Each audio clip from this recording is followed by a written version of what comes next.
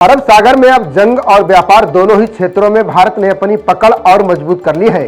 पाकिस्तान के ठीक बगल में भारत का सबसे बड़ा नौसैनिक अड्डा बनकर तैयार हो गया है। ये स्वेज नहर के पूरब में अब तक का सबसे बड़ा नौसैनिक बेस है। इससे पड़ोसी देश चीन और पाकिस्तान घबरा गए हैं। भारत ने पश्चिमी समुद्री तट कर्नाटक के कारावार में बड़ा नौसैनिक बेस बना लिया है। इसे INS कदम्बा के नाम से जाना जाता है। ये नौसैनिक अड्डा बेहद महत्वपूर्ण है। यहाँ सबसे बड़े युद्धपोत और 44,500 टन वाले INS विक्रमादित्य को खड़ा किया जा सकता है।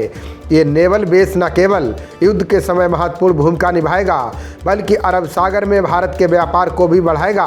यानी अरब सागर में भारत की पकड़ बेहद मजबूत हो जाएगी। पाकिस्तान के करीब बना ये बेस वर्जीनिया में अमेरिकी नौसेना के विशाल नॉरफॉक नौसैनिक अड्डे के समान ही विशालकाय और आधुनिक है।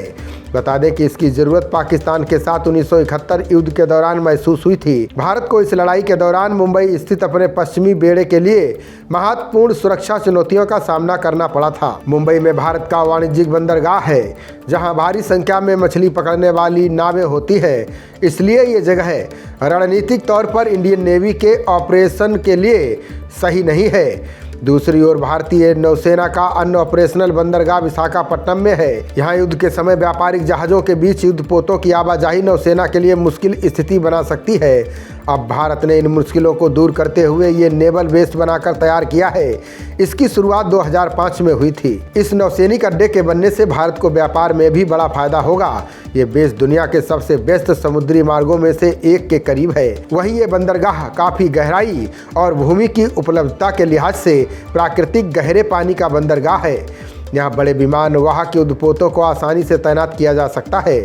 नौसेना के इस बेस में एक एयरक्राफ्ट कैरियर, विध्वंसक युद्धपोत, सीक्रेट युद्धपोत और पनडुब्बियों को रखा जा सकता है।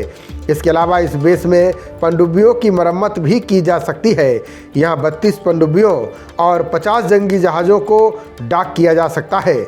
बता दें कि ये भारत का एकमात्र बेस है जो 44,500 टन के सोवियत निर्मित एडमिरल गोर्शकोव जैसे बड़े जहाज़ों को डॉक करने की क्षमता रखता है। देश के अन्य बंदरगाहों के नए बेस की तुलना करें तो विशाखापट्टनम बेस में INS विक्रांत जैसे जहाज़ों को डॉक करने के लिए आवश्यक गहराई नहीं है। यह लगभग 40,000 टन का है। इसके अलावा विशाखापट्टनम बंदरगाह तक पहुंचने का चैनल सीधा नहीं है, जिससे लंबे जहाज़ों को ले जाना मुश्किल हो जाता है।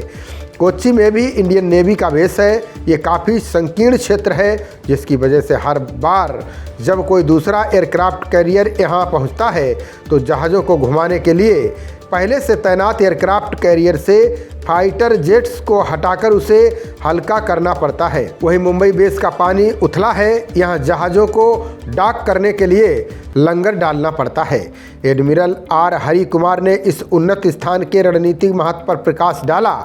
उन्होंने बताया कि ये बंदरगाह दुनिया के सबसे व्यस्त समुद्री मार्गों के पास है। सबसे बड़ी बात यह है कि पाकिस्तान के निकट होने के बावजूद उसके लड़ाकू विमानों की मारक क्षमता से सुरक्षित है। यह स्थिति हमारे अभियानों के लिए बेहद अच्छी है।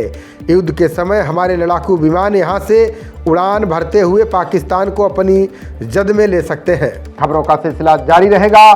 देखते रहिए जनप्रवाद। नमस्कार।